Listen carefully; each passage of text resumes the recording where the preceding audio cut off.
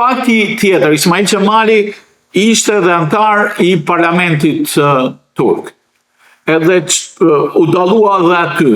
Diçka mbi veprimtarinë e tij parlamentare dhe atë diplomatike. Unë ndala në karrierën e tij para vitit 1900. Në vitin 1900 ndodh një shkëputje dhe një ngjarje që i jep një kthes krejt tjetër karrierës së Ismail Qemal Vlorës. Pra, në 1900 sultani atë e mëron Vali, pra guvernator të Tripolit, të Libisë së sotme, por ishte një kurth në vetvete sepse sultani donte ta ndëshkonte për shkak se ai nuk ishte dona i detet e tij, botonte gazeta. Kishte një revistë që quhej Aplikimi i ideve, ku fliste për zhvillimin e kombeve, për zhvillimin e popullit, kërkonte më shumë të drejta për shqiptarët. Ai që në 1860 ka punuar bashkë me Hasan Tasinin, Naum Veqilaxhin, Naim Frashin e shumë të tjerë në Stamboll, ishte vetëm 20 vjeç dhe diskutonin për gramat e alfabetit shqip.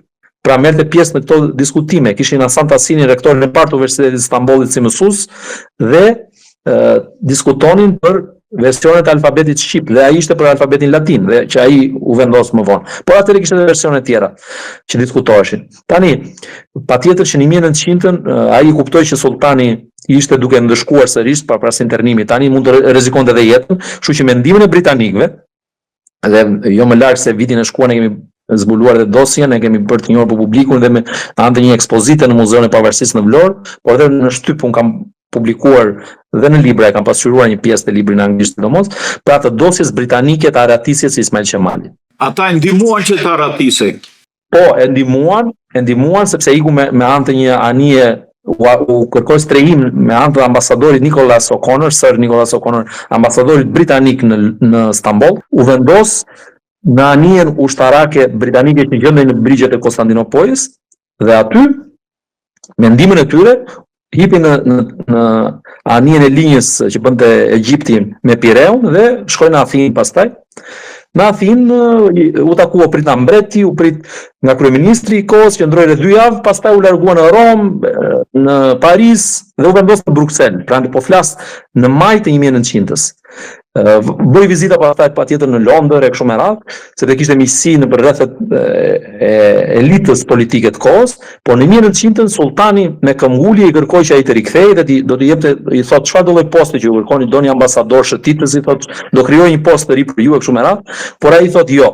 Dhe janë intervistat e tij në shtypin britanik të kohës, gazetat franceze, po doni ju italiane, po dhe shqiptare, ku ai thotë unë kam 3 kushte që të rikthehem, thot prapë të shërbenin për Andorinë Osmane. Kishte 40 vite karrierë dhe ka dhe një shkrim shumë të bukur Fajkonica në atë periudhë ku e lartëson emrin e tij pra në 1900 te Albania në Bruksel. Dhe i thot, unë kthehem thot, por me 3 kushte. 1, gjuha shqipe të bëhet gjuhë zyrtare në Shqipëri. 2, investimet, taksat që mblidhen nga shqiptarët të përdoren për investime në Shqipëri. Dhe 3 i thot, sistemi i drejtësisë duhet reformohet në Shqipëri. Nëse plotëson këto 3 kushte, i thot, atëherë po do rikthehem sërish të shërbej shtetit. Por nga ana tjetër ai e dinte që këto nuk plotësoheshin dhe vazhdoi veprimtarinë e tij nga 1900, pra deri në 1908, dhe këtu kemi dëshmi dhe të personaliteteve, poetëve belg si Roland Desmarais që e kanë njohur Ismail Qemalin, po dhe të personaliteteve tjera, politikanëve grek si Koletis për shembull, ku shkruan që Ismail Qemali është një njeri me një impretësit politike të jashtëzakonshme, thot, njeh shumë mirë çështjet e politikës evropiane, ballkanike kështu me radhë, por nga ana tjetër kërkon vllazërimin e dy kombeve tona, thot Koletis, që është mbahet si bilbil i parlamentit grek, ish kryetari i parlamentit në vitet 1900, por thot ka një ndjesi të përkatësisë të racës së tij, thot, jashtëzakonshme. Tani, në 1900 deri në 1908 ai jetoi kryesisht në Bruksel. U vendos aty në Avenue Louis, dhe aty kryente veprimtarinë politike në dobi të çështjeve shqiptare. Kuptohet që lëvizte, ka pas vizita te Arbreshët, shkonte në Rom, shkonte në Sicili, ka shkuar në Palermo në periudhë, në Napoli, siç u thash në Britani, në Francë, kudo. Nga ana tjetër, në 1908 për shkak të kryengritjes së shqiptarëve të Ferizaj, u mblodhen rreth 50.000 shqiptarë në Ferizaj dhe i thanë sultanit që ne do marshojmë drejt Stambollit nëse nuk na plotësohen disa kërkesa që ata kishin sa i takon hiqje së taksave dhe politikave shtypse që bënte perandoria otomane në atë periudhë, dhe sultani i kërkon mendimin Ismail Qemalit, i çon ambasadorin turk në Paris që ta pyesë që çfarë duhet bëj unë. Dhe ai thotë shpall kushtetutën, i thotë. Me shpalljen e kushtetutës u bën zgjedhje parlamentare, dhe ai në këtë moment falet sepse ishte dënuar me vdekje 2 herë Ismail Qemali në këto vitet e veprimtarisë së tij. E para dënimi pas internimit, i pari dënimi me vdekje është në pas aratisjes së tij në 1901, gjykata penale e Stambollit e dënuar me vdekje me humbje të drejtave civile dhe me konfiskimin e pasurisë, sepse për shkak të ideve të veprimtarisë së tij politike, pra që konsideronin si anti shtetërore ata kundër sultanit e kështu me radhë. Pra dënohet në 1901, por kërkon që të falet para se të rikthehet. Dhe në 1908 sultani e falin dhe ai rikthehet në Vlorë dhe në Berat, bën fushatën elektorale dhe zgjidhet deputet i Sanxhakut të Vlorës dhe Beratit në parlamentin otoman, por ai ishte përfaqësues i gjithë shqiptarëve dhe gjatë kësaj periudhe ka bërë një punë të jashtëzakonshme në parlamentin osman, ku shërbeu përkohësisht edhe si kryetari i parlamentit për pak kohë. I propozuan dhe për të qenë pjesë e kabineteve qeveritare, por nuk preferoi që të mos përfshihej. Ishte kryetari i opozitës liberale në parlamentin osman, e ashtu quajtura ishte kjo partia liberale opozitare osmane që quhej Arhar në turqisht, dhe veprimtaria e tij i kushtua veçanërisht çështjes shqiptare në këtë periudhë, mbrojtjes së kauzës shqiptare, dhe keni dhe pastaj pasqyrime në shtypin evropian të kohës, po dhe më gjërë, ku flitet për luftën e madhe që ai bën në parlamentin osman, ku thuhet nga shtypi francez apo britanik, ku thuhet që zëri i tij vlente sa 1000 zëra, domethënë, në parlament. Dhe e ngriti fuqimisht dhe nderoi emrin e shqiptarëve kudo që ishin. Shkruhet në atë periudhë sepse u përball me egërsinë e Xhon Turgjve, të cilët arritën deri aty se ja sulmuan dhe fizikisht në parlament dhe e goditën, dhe kjo u mos një fyerje kombëtare për shqiptarët në atë periudhë. Këto janë ngjarje gjitha para pavarësisë. Pastaj vim vetëm memorandumi i Greçës e kështu me radhë, që ai dha kontributin e tij, shkoi takoi malsorët dhe u përktheu kërkesat e tyre ekonomike, po themi, apo ato arsyet pse ata ishin ngritur dhe ishin rebeluar, i përktheu në një dokument politik që u bë baza pastaj dhe drejt shkuarjes drejt pavarësisë. Pra memorandumi i famshëm i Greçës, apo libri i kuq, si quhet ndryshe. Pra ai në këtë moment osmanët prap e dënuan në këtë veprim të tij dhe e luftuan jashtëzakonisht, siç e tha Xhon Turqi, dhe shikonin se një armik, se e dinin dhe vlerat, sepse ai kishte bashkëpunuar fillimisht, ka të marrë pjesë në kongresin e parë të Xhon Turqve në Arati, kur ishin Xhon Turqit nëpër Evropë, në azil, si kur ishte dhe ai vet, në azil politik pra.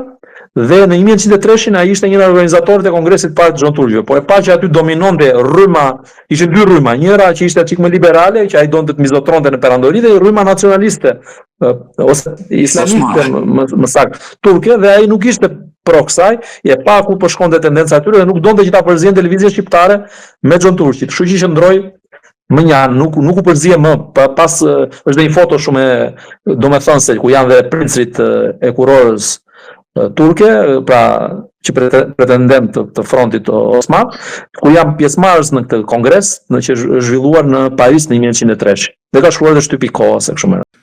Një çështje që nga leximet e mia kishte një divergjencë midis Ismail Qemal Bej Vlorës edhe vezirit të madh, po me mbiemër Vlora Ferit Vlorës, ku Ismail Qemali thuhet që kërkoi vendin e ministrit të jashtëm dhe veziri kryeministër po shqiptar nga një dhe familje nuk ja la këtë. A është e vërtet kjo apo është? Jo, shikon, në periudhën që veziri ka qenë kushuriri i tij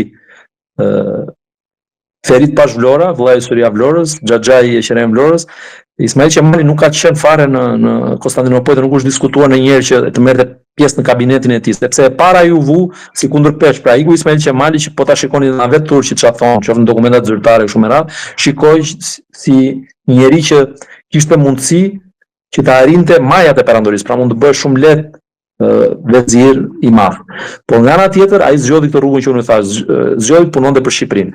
Ndërkohë që Ferit Vlora u vu në 1903, kur Ismail Qemali kishte 3 vite që ishte larguar nga perandoria, ai u vu për të qetësuar çik shqiptarët që kishin filluar të zgjenin, por edhe për t'i mbajtur besnik ndaj portës së lartë, ata që mund të mbaheshin.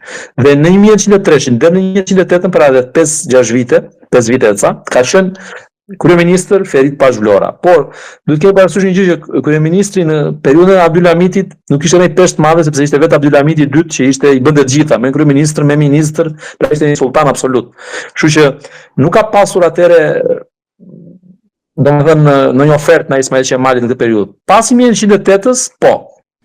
Ka pasur dhe para pavarësisë, pikërisht në ditët para se ai të nisej nga Stambolli, ish ofruar posti portofoli ministrit dhe kur u zgjodh deputet, patjetër ish ofruar portofoli ministrit, por ai e thotë edhe te kujtimet e tij që unë zgjodha, thotë, ndoshta po të ishte në një moment tjetër dhe mund ta kisha pranuar, thotë, postin e ministrit, por në atë moment jo, thotë. Sepse ai e dinte rrezikun që po jetonte Shqipëria dhe nëse ai do zgjidhte komoditetin e tij, patjetër që do kishte parë rehatin e tij, do rinte në Stamboll, do bëhesh ministër e kështu me radhë. Por nuk zgjodhi këtë. Zgjodhi që të vinte këtu në Baltovinat e Shqipërisë, se ishte edhe një shi i madh, një rebeshe dhe donte me ditë të shkoje nga Durrësi në Vlorë. Filmi e paraqet, ai filmi që është bën kohën e monizmit, disi situatën, por ka ato vlerat e veta, por nga ana tjetër ka qenë më i vështirë udhëtimi, ai ka udhëtuar me kal, jo me karrocë, nëpër ujëra, nëpër baltra, ata që kanë qenë me të e përshkruan shumë bukur atë udhëtim, sa i vështirë ka qenë, dhe thotë unë ka marrë për një ideal, dhe kur i thon rrugës që ti të rrezikohet jeta, se osmanët herë ishin pro autonomisë, jo pavarësisë, dhe herë donin ta pengonin, sepse e dinin që po iku Shqipëria, humbte do binte perandoria, siç do ndodhi. Dhe ishin të dyzuar deri në momentet e fundit. Dhe i thonë që merr më mirë strehimi, thotë, kërko strehim në konsullatën austro-hungareze, kur ai ishte duke shkuar drejt Vlorës. Dhe ai thotë, jo, thotë, nëse unë futem atje, thotë, dhe shpëtoj kokën time, çështja jonë merr fund, thotë. Mbaron këtu, thotë, nuk bëhet Shqipëria. Nëse unë shkoj në Vlorë, thotë, Shqipërinë do ta bëjmë, thotë. Dhe nëse mua më vrasin rrugës për të shkuar në Vlorë, thotë, do bëhem heroj ose dëshmor i parë i kauzës së Shqipërisë, thotë. Kështu që marsh përpara dhe këto fjalë që po them unë, i tregojnë ata që kanë qenë me të, i tregon Dimitër Berati dhe na frymëzoi ai shumë, thotë, me këto kur shikonin, thotë, se sa i vendosur ishte ai, i tregojnë të gjithë ata që e shoqëronin në ato udhëtim, që Markara Osmani apo shumë patriotë të tjerë, tani se nuk po më vijnë gjithë emrat e tyre dhe s'dua ta harroj një tani se janë të gjithë njerëz që qëndruan në krah me Qemalit në atë përpjekje. Pra ai ishte arkitekti, por patjetër që pa ndihmën dhe patriotëve të tjerë dhe pa bashkimin e shqiptarëve, gjithë elementet shqiptar në atë moment do ishte e vështirë që të bëhesh pavarësia, dhe ai ishte i vetmi që mund ta bënte këtë gjë. Pra, ai nuk pa rehatin e tij dhe është kjo te leadershipi, ky momenti decisiv, pra kur njeriu nuk pyet më për interesin e vet personal. Dhe këtu bëhet dallimi një liderit madh me një lider me një politikan zakonshëm. Ju shikoni për shembull dhe në rastin e Ukrainës.